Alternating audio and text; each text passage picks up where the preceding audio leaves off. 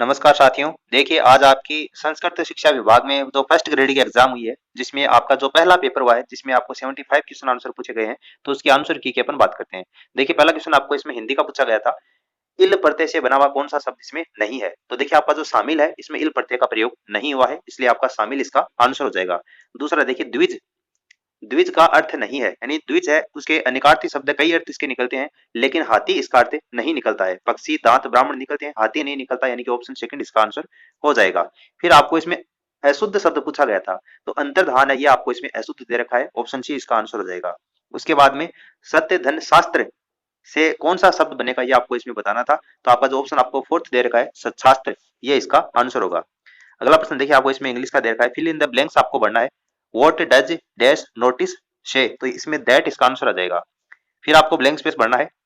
I had to show my pass, तो इसके अंदर देखिए आपका पहले वाले ब्लैंक स्पेस में 2 आएगा और आगे वाले में 8 आएगा, तो 2 और 8 आपको इसमें दूसरे ऑप्शन में दे रखा है। उसके बाद में आपको ये विलोम शब्द पूछा है, एंटोनिम पूछा है बेनिफिट, इसका विलोम शब्द क्या होता है, तो डैमेज हो जाएगा इसमें। और अगला देखिए फिर अस्सी आपको इसमें ब्लैंक स्पेस पूछा है, तो ही डज ऑलवेज लूजिंग, तो यहाँ पर देखिए आपका ऑप्शन जो सेकंड आपको दिखाई दे रहा है, ये इसका आंसर हो जाएगा। फिर आपको अगला प्रश्न है, हाल ही में ओडिशा में प्रारंभ की गई सुभद्र योजना के तहत 21 से लेकर 60 वर्ष तक की आयु के सभी पात्र लाभार्थियों को, ये आपको बताना है 5 वर्ष की अवधि में कितनी राशि मिलेगी। तो इसके अंतर्गत देखिए 50,000 रुपए की राशि मिलेगी, ऑप्शन फोर्थ इसका आंसर होगा। 2024 तक भारत की नवीनीकरणीय ऊर्जा क्षमता में सबसे बड़ा जो योगदान है वो आपका सौर ऊर्जा का है, ऑप्शन फोर्थ इसका आंसर होगा। विश्व स्तरीय स्वास्थ्य सेवाओं के विकास और पर्यटन को बढ़ावा देने के लिए एक दोहरे इंजन के रूप में अभी हाल ही में राजस्थान ने राज्य में चिकित्सा मूल्य यात्रा को बढ़ावा देने के लिए कौन सी नीति विकसित की है, तो heal in Rajasthan 2024, option fourth इसका आंसर होगा। अगला प्रश्न है, अभी हाल ही में भारत में वित्त मंत्री ने एनपीएस वात्सल्य योजना प्रारंभ की है, इसका प्राथमिक उद्देश्य क्या है, यह आपको इसमें बताना है। तो देखिए माता पिता और अभिभावकों को अपने बच्चों के भविष्य की वित्तीय आवश्यकताओं की योजना बनाने में मदद करना, तो ऑप्शन फोर्थ इसका आंसर हो जाएगा। अगला प्रश्न है, पृथ्वी अवलोकन उपग्रह ईओएस डैश 08 के प्रक्षेपण के संदर्भ में आपको 3 कथन दिए गए हैं, इसके संदर्भ में आपको बताना है कौन सा कथन इसमें सही होगा। तो देखिए इसका राइट आंसर हो जाएगा ऑप्शन आपका जो थर्ड है, ये इसका करेक्ट आंसर होगा, यानी कि पहला और जो तीसरा कथन है वो तो सही है, लेकिन दूसरा कथन आपको इसमें गलत दे रखा है। यानी पहला और जो तीसरा कथन ये सही है, और जो दूसरा कथन है ये आपको इसमें गलत दे रखा है। फिर अगला प्रश्न देखिए, अभी हाल ही में किस केंद्रीय मंत्रालय ने अंतरराष्ट्रीय डब्ल्यू ए एच सम्मेलन 2024 का आयोजन कहां पर किया है, तो जल शक्ति मंत्रालय के द्वारा इसका आयोजन किसके द्वारा किया गया, आपको इसमें पूछा गया था, तो जल शक्ति मंत्रालय के द्वारा इसका आयोजन किया गया था। अगला प्रश्न, अभी हाल ही में अंतरिक्ष और प्रौद्योगिकी विभाग ने वीमेन इन स्पेस लीडरशिप कार्यक्रम का शुभारंभ किसके सहयोग से किया है, तो ब्रिटिश काउंसिल के सहयोग से इसका शुभारंभ किया गया है। अभी हाल ही में भारत के माननीय राष्ट्रपति को निम्न में से किन देशों ने सर्वोच्च नागरिक सम्मान प्रदान किया है, तो फिजी और तिमोर लेस्ते। देखिए पहला और तीसरा इसमें आपको देखिए दूसरे ऑप्शन में दे रखा है, तो ऑप्शन सेकंड इसका आंसर हो जाएगा। अगला प्रश्न है, पेरिस ओलंपिक 2024 में कुश्ती के किस भार वर्ग स्पर्धा में अमन शेरावत ने कांस्य पदक जीता है, तो 57 किलोग्राम इसका आंसर हो जाएगा। परमाणु ऊर्जा विभाग कॉन्क्लेव 2024 का आयोजन किया गया, किसके द्वारा आयोजन किया गया, तो राष्ट्रीय विज्ञान शिक्षा एवं अनुसंधान संस्थान भुवनेश्वर के द्वारा इसका आयोजन किया गया। निम्नलिखित यौगिकों में से किसमें OH माइनस एक क्रियात्मक समूह है, तो OH माइनस देखिए ब्यूटेनॉल इसका आंसर हो जाएगा।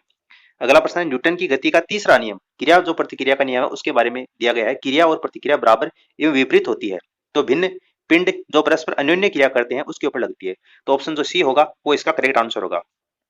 फिर देखिए 21वां प्रश्न आपको दे रखा है, कौन सा पादपों में वृद्धि संदमन करने वाला हार्मोन है, तो इसमें एब्सिसिक अम्ल, ऑप्शन सी इसका आंसर हो जाएगा। अगला प्रश्न देखिए, प्राकृतिक संसाधनों के संरक्षण में अंतरराष्ट्रीय संघ द्वारा संरक्षण के उद्देश्य से वर्गीकृत पौधों और जानवरों की जो संकटग्रस्त प्रजाति हैं उसकी श्रेणी में दुर्लभ प्रजातियों को रखा जाता है, ऑप्शन सेकंड इसका आंसर होगा। फिर देखिए किसका भार इनमें से सबसे अधिक होगा, आपको जो ऑप्शन दे रखे हैं उनमें सबसे अधिक भार किसका होगा, तो CaCO3 के 2 मोल, ऑप्शन सेकंड इसका आंसर होगा। अगला प्रश्न देखिए, भारत के चुनाव आयोग के संबंध में सही कथन कौन सा है वो आपको बताना है। तो रमा देवी भारत की एकमात्र महिला मुख्य चुनाव आयुक्त रही थी, ये चुनाव आयोग के संबंध में आपको सही कथन इसमें दिया गया है, तो ऑप्शन सेकंड इसका आंसर हो जाएगा। अगला प्रश्न देखिए, सर्वोच्च न्यायालय ने निम्न में से किस निर्णय में कहा है कि प्रस्तावना संविधान का भाग नहीं है, तो बेरूबारी मामले के अंतर्गत ये कहा गया है, ऑप्शन थर्ड इसका आंसर होगा। संसदीय समिति के संदर्भ में निम्न में से कौन सा कथन गलत है, कौन सा कथन गलत है वो आपको इसमें बताना है। तो इसके अंतर्गत देखिए संसदीय समिति का अर्थ है अपना प्रतिवेदन प्रधानमंत्री को प्रस्तुत करती है संसदीय समिति, ये कथन आपको इसमें गलत दे रखा है और गलत ही आपको इसके अंदर पूछा गया था, तो ऑप्शन थर्ड इसका आंसर होगा। अगला ऑप्शन देखिए, सर्वोच्च न्यायालय के न्यायाधीश के विरुद्ध महाभियोग के प्रस्ताव की जांच करने वाली समिति में कुल सदस्य होते हैं। देखिए टोटल इसमें 3 सदस्य होते हैं, एक इसमें सर्वोच्च न्यायालय या उसका जो रिटायर्ड न्यायाधीश होता है वो होता है, इसके अलावा एक आपका इसमें मुख्य न्यायाधीश होता है और एक प्रतिष्ठित न्यायविद होता है। तो ऑप्शन आपको जो थर्ड दे रखा है ये इसका आंसर हो जाएगा। अगला प्रश्न देखिए, भारत के प्रधानमंत्रियों का कौन सा समूह 1952 के बाद कभी भी संसद की राज्यसभा का नेता नहीं रहा है? तो यहाँ पर देखिए लाल बहादुर शास्त्री और वीपी सिंह, ऑप्शन फोर्थ इसका आंसर हो जाएगा। अगला प्रश्न है, निम्नलिखित कथनों पर आपको विचार करना है और सही कूट का आपको चयन करके बताना है। तो यहाँ पर देखिए उड़िया पठार गुरु शिखर पठार से नीचे स्थित है, बिल्कुल है, गुरु शिखर के नीचे है उड़िया का पठार, क्योंकि गुरु शिखर जो चोटी है वो आपकी उड़िया के पठार के ऊपर स्थित है, यानी पहला कथन आपको इसके अंतर्गत सही दे रखा है। उसके बाद देखिए 56 का मैदान बनास बेसिन का भाग है, जो कि आपको इसमें गलत दे रखा है। गिरवा की पहाड़ियां उदयपुर बेसिन के विशिष्ट, तो ये भी आपको सही दे रखा है। मुकुंदरा की पहाड़ियां कोटा और 12 जिलों के अंतर्गत विस्तृत है, ये आपको इसमें गलत दे रखा है, यानी पहला और तीसरा सही है और पहला और तीसरा आपको देखिए पहले कूट में दे रखा है, तो ये इसका आंसर हो जाएगा। फिर आपको इसमें बताना है कौन सा सुमेलित नहीं है, यानी कौन सी नदी की कौन सी शाखा है इसमें सुमेलित नहीं है, वो आपको इसमें दे रखा है। तो मेज और सागी ये चंबल की शाखाएं नहीं है, इसलिए ऑप्शन सी इसका आंसर हो जाएगा। फिर देखिए 31 नंबर का प्रश्न आपको दे रखा है, तांबे की जो खाने हैं जिसमें आपके मुख्य रूप से कुशलगढ़ है, सेनपरी है, भगत का बास है, ये कौन से जिले में है? तो ये अलवर जिले में स्थित है, अलवर इसका आंसर होगा। फिर देखिए गलत युग्म का आपको चुनाव करना है, तो इसमें सुरती जो नस्ल है वो आपको ऊंट की दे रखी है, सुरती नस्ल वो ऊंट की नहीं होती है। आपको इसमें ऑप्शन जो सी है ये इसका करेक्ट आंसर होगा, क्योंकि सुरती जो नस्ल है वो आपकी भैंस की होती है, इसलिए ऑप्शन सी इसका आंसर हो जाएगा। फिर देखिए 33 नंबर का प्रश्न आपको दे रखा है, राजस्थान का पूर्व पश्चिम और उत्तर दक्षिण विस्तार का अंतर कितना, यानी 869 और 826 का अंतर पूछा है आपको, तो 43 किलोमीटर का अंतर है, तो ऑप्शन जो आपका थर्ड है ये इसका आंसर हो जाएगा। संस्थागत नियोजन के किस पक्ष में प्रार्थना सभा को सम्मिलित किया गया है? तो देखिए इसका राइट आंसर हो जाएगा सह शैक्षिक पक्ष को। पर्यवेक्षण जो इस व्यवहार पर आधारित है, जैसे मैंने उससे ऐसा करने को कहा वह, तो वो निरंकुश पर्यवेक्षण कहलाता है, ऑप्शन जो सेकंड होगा ये इसका आंसर होगा। नीचे प्रबंधन के सिद्धांत दिए गए हैं, हेनरी फेयोल ने कौन से सिद्धांत सुझाए थे ये आपको बताना है, हेनरी फेयोल के द्वारा। तो देखिए इसके अंतर्गत पारिश्रमिक, श्रम का विभाजन, अनुशासन और आदेश की एकता, नियंत्रण का विस्तार इसमें शामिल नहीं होगा। तो ए, बी, डी और ई ये देखिए आपको पहले ऑप्शन में पहले कूट के अंतर्गत दे रखा है, तो ये इसका आंसर हो जाएगा। अगला प्रश्न देखिए, एक नेता लोगों के मध्य कार्य का विभाजन करता है, यह नेतृत्व के कौन से कार्य के अंतर्गत आता है? तो ये नेतृत्व के प्रबंधनकारी कार्य के अंतर्गत आता है, प्रबंधकारी एग्जीक्यूटिव इसका आंसर हो जाएगा। समग्र शिक्षा योजना का उद्देश्य समान एवं समावेशी कक्षा वातावरण के साथ में गुणवत्तापूर्ण शिक्षा सुनिश्चित करना है। यह उद्देश्य किस सतत विकास लक्ष्य के अनुसार है? तो ये आपका SDG 4 के अनुसार है, ऑप्शन जो फोर्थ होगा ये इसका आंसर होगा। अगला प्रश्न देखिए आपको 39 नंबर का प्रश्न है, 4 आपको कथन दिए गए हैं और नीचे दिए गए कोड के आधार पर आपको चयन करके बताना है। तो इसके अंदर देखिए इस पोर्टल के माध्यम से शिक्षक अपने विद्यार्थियों को ऑनलाइन शिक्षा दे सकते हैं, कौन सा इसमें गलत है वो आपको बताना है, तो ये तो इसमें सही दे रखा है, इस पोर्टल का प्रयोग केवल अध्यापकों द्वारा ही किया जाता है, ये आपको इसमें गलत दे रखा है। तीसरा भी सही है, और चौथा इसमें देखिए शेयर नहीं की जा सकती, ये इसमें गलत है। इंटरनेट कनेक्टिविटी के बिना पाठ्य सामग्री संग्रहित और शेयर नहीं की जा सकती, तो इसमें गलत दे रखा है, यानी कि आपका दूसरा और जो चौथा कथन है ये आपको इसमें गलत दे रखे हैं, गलत ही आपको इसमें पूछे गए थे, तो दूसरा और चौथा देखिए आपको चौथे ऑप्शन में दे रखा है, इसलिए ऑप्शन फोर्थ इसका आंसर हो जाएगा। अगला देखिए पोस्ट कॉर्ब जो कि लूथर गुलिक के द्वारा शिक्षा प्रशासन के लिए दिया गया सूत्र है, उसमें डी का तात्पर्य क्या है ये आपको बताना है। तो डी का मतलब आपका डायरेक्टिंग होता है, निर्देशन होता है, ऑप्शन फर्स्ट इसका आंसर हो जाएगा। राजस्थान राज्य पाठ्य पुस्तक बोर्ड औपचारिक रूप से कब अस्तित्व में आया था? तो यह आपका देखिए 1 जनवरी 1974 को यह अस्तित्व में आया था। निम्नलिखित में से RSERT के परिषद का प्रभाग कौन सा नहीं है? तो इसमें से देखिए जनसंचार सेवा प्रभाग इसका भाग नहीं है, ऑप्शन फर्स्ट इसका आंसर होगा। राजस्थान स्टेट ओपन स्कूल द्वारा कक्षा 10 एवं कक्षा 12 के निर्धारित विषयों में से कितने विषयों के चयन की सुविधा होती है? तो इसमें 5 विषयों के चयन की सुविधा होती है। RT अधिनियम 2009 की धारा 19 एवं 25 के अंतर्गत किए गए मान और मानक के अनुसार यदि कोई विद्यालय जो कक्षा 1 से 5 तक संचालित है और उसमें 130 विद्यार्थियों का नामांकन है, तो कितने अध्यापक उसको विद्यालय को प्रदान किए जाएंगे? तो 5 अध्यापक इसको प्रदान किए जाएंगे। निःशुल्क और अनिवार्य बाल शिक्षा का अधिकार अधिनियम 2009 को लागू करने के लिए राजस्थान सरकार ने जो नियम बनाया उसका नाम क्या है ये आपको बताना है। तो इसका नाम है राजस्थान निःशुल्क और अनिवार्य बाल शिक्षा का अधिकार अधिनियम 2011, ऑप्शन जो आपको सेकंड दे रखा है ये इसका आंसर हो जाएगा।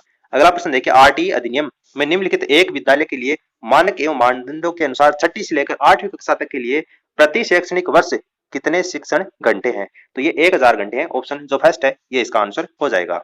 अगला देखिए, राजस्थान में आरटीए अधिनियम के अनुसार निम्नलिखित में से कौन सा कार्य विद्यालय प्रबंधन समिति का नहीं है? कौन सा विद्यालय प्रबंधन समिति यानी एसएमसी का कार्य, स्कूल मैनेजमेंट कमेटी का कार्य कौन सा नहीं है? तो विद्यालय के कार्यकरण की मॉनिटर करना, यानी ऑप्शन जो आपका सेकंड दे रखा है ये इसका आंसर हो जाएगा। आरटीए अधिनियम में राज्य सरकार के अनुसार वंचित समूह से संबंधित बालक से तात्पर्य क्या है? वंचित समूह के बालक कौन से होते हैं ये वो आपको बताना है।